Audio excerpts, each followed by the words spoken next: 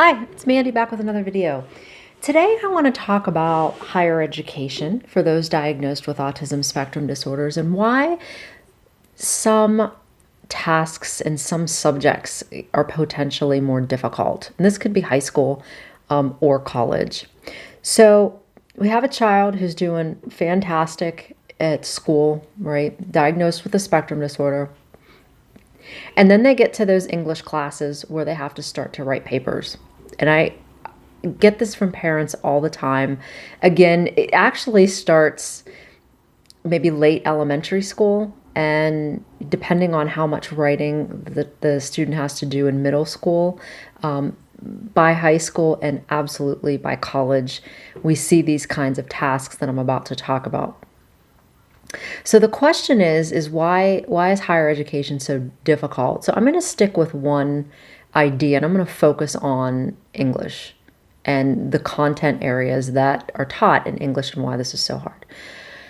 The biggest piece when we're writing a paper, and I think that really these are the papers that are in the direction of more critical thinking type papers.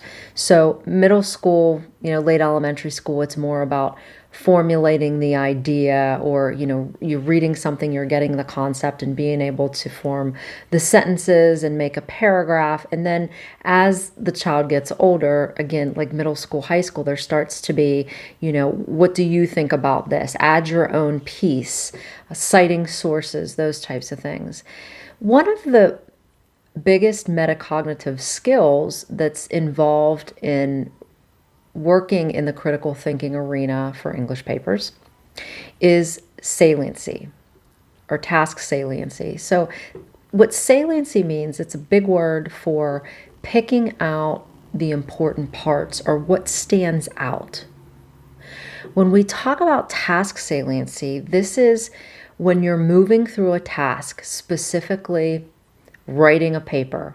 Okay, I don't know. I have a social skills book sitting in front of me right now. So if I'm writing a paper about what these authors are saying about the suggested social skills activity in this text, what I think, what my experiences are, and what I have to pull from other sources to incorporate into that, that takes a heck of a lot of discernment, problem solving, decision making, and this task saliency, right? We have to pick out what's important. What did I say already? What do I need to say? How do I formulate my thought? How does this sound if I reread it after I've written it? Does this make sense to someone else? And then as I move along in my document, does this flow? Right?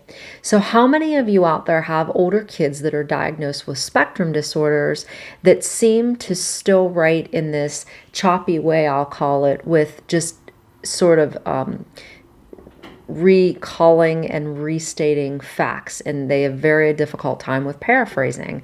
I'm going to say probably lots of you out there who have older kids have experienced this.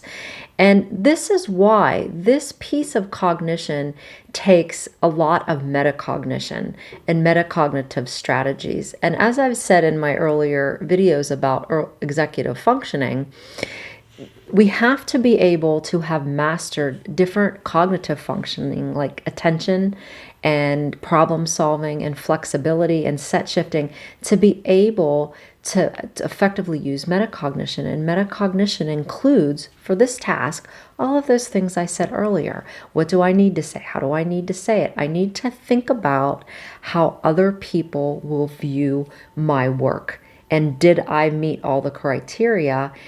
And does it flow? So this is why higher education sometimes can be really difficult content-wise, especially with these core English classes that students are required to take, right? Because if not just in high school, in college, absolutely, people have to progress through these basic types of English courses that require this style of writing and critical thinking. So for this population, it can be incredibly difficult if they haven't been able to master this idea of saliency, picking out what's important. So let me know in the comments below if you've had experience with this, if this is something that your child runs into.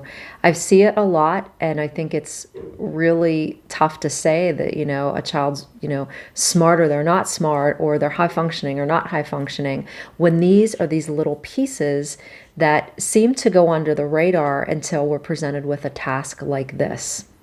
So again, let me know what you think. I'll be happy to answer any questions or do a follow-up video for anything more about this. Thanks for watching.